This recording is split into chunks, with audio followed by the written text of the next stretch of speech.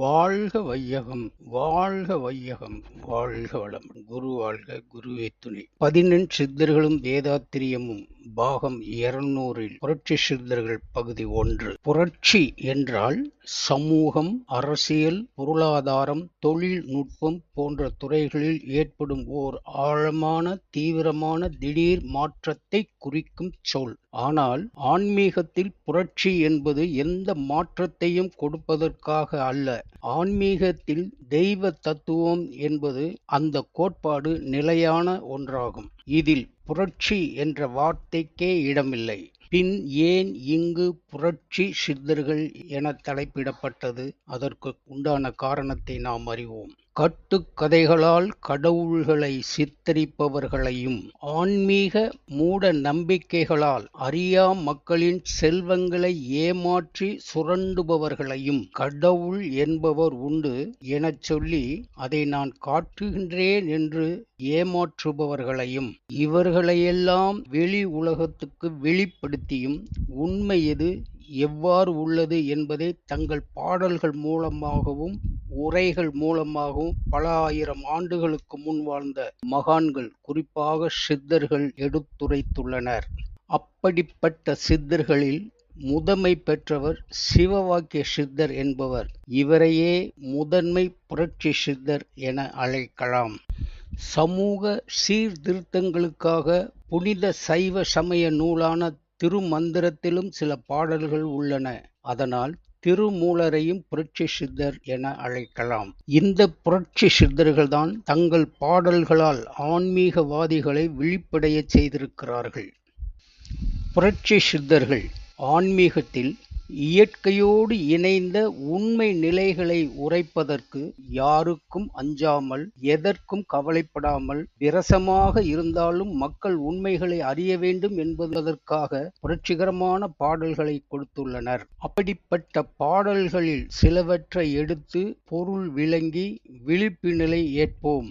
முதல் பாடல் சிவவாக்கிய சித்தர் எழுதியது. அதை பார்ப்போம். சாத்திரங்கள் ஓதுகின்ற சட்டநாத பட்டரே, வேர்த்திரைப்பு வந்தபோது வேதம் வந்து உதவுமோ, மாத்திரை போதும் முளையை அறிந்து தொக்க வல்லீரேல், சாத்திரப்பை நோய்களேது சதிமுத்தி சித்தியே. சிவவாக்கியருடைய பாடல். இப்பாடலுக்குண்டான வரிக்கு வரி உண்டான பொருள்களை பார்ப்போம். சாத்திரங்கள் ஓதுகின்ற என்ற வார்த்தைக்கு வேதங்களில், சாஸ்திரங்களில் சொல்லப்பட்ட மந்திரங்களை பாராயணம் செய்து தினமும் தவறாமல் சொல்லுகின்றவர் என பொருள். சட்டநாத பட்டரே என்றால் பிராமணங்களை சரியாக கடைபிடிக்கும் கோயில் குருக்களே என்று பொருள்.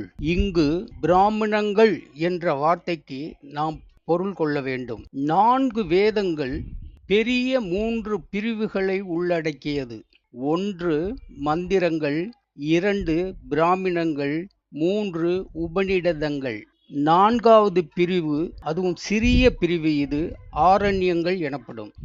இதில் பிராமணங்கள் என்று சொல்லப்படுவது மந்திரங்கள் சொல்லும் போதும், ஆரண்யம் அதாவது காட்டிற்கு செல்லும் போதும் எந்தெந்த உடைகளை உடுத்த வேண்டும், என்னென்ன பொருட்களை வைத்து கொள்ள வேண்டும், எந்தெந்த காலங்களில் நேரங்களில் என்னென்ன செய்ய வேண்டும், மந்திரங்களில் சொல்லப்பட்டதை எப்படி உச்சரிக்க வேண்டும் போன்ற தத்துவங்களை உள்ளடக்கியதுதான் இந்த பிராமணங்கள் என்னும் பகுதி. பிராமணங்களை பிழையின்றி கடைபிடிப்பவர்கள்தான் பிராமணர்கள் என அழைக்கப்பட்டனர் அக்காலத்தில். வேர்த்திரைப்பு வந்தபோது என்பதற்கு பொருள், இந்த வேர்த்து இறைப்பு என்பதை 3ஆக பிரித்து பொருள் கொள்ள வேண்டும். வேர்த்து பிளஸ் இறைப்பு பிளஸ் வந்தபோது. ஆக வேர்த்து இறைப்பு வந்தபோது என்றால் குருக்களே மந்திரங்கள் தொடர்ந்து சொல்லிக் கொண்டிருக்கும் போது உடல் வேர்த்து இறைப்பு வந்து மாரடைப்பு அறிகுறிகள் தென்பட்டு உயிர் ஊசலாடும் போது என்று பொருள் கொள்ள வேண்டும். வேதம் வந்து உதவுமோ என்றால் வேதத்திலிருந்து பாராயணம் அதாவது மனப்பாடம் செய்யப்பட்ட அந்த மந்திரம் அந்த நேரத்தில் வந்து உங்களுக்கு உதவுமா என்பது பொருள்.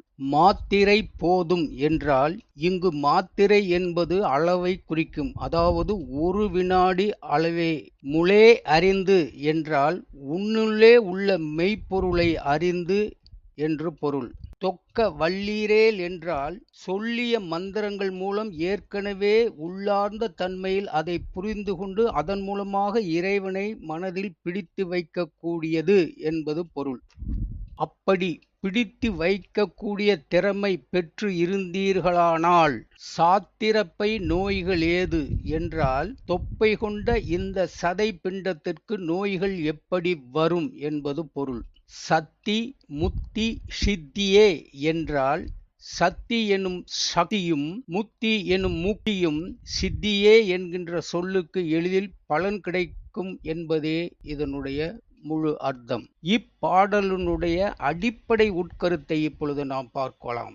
இறைவனுக்கு மந்திரங்களை சொல்லி வழிபாடு செய்யும் போது மனமும் மந்திர உச்சரிப்பும் வேறு வேறாகாமல் இருந்தால்தான் இறைவனை நமக்குள் இருத்திக் கொள்ள முடியும்.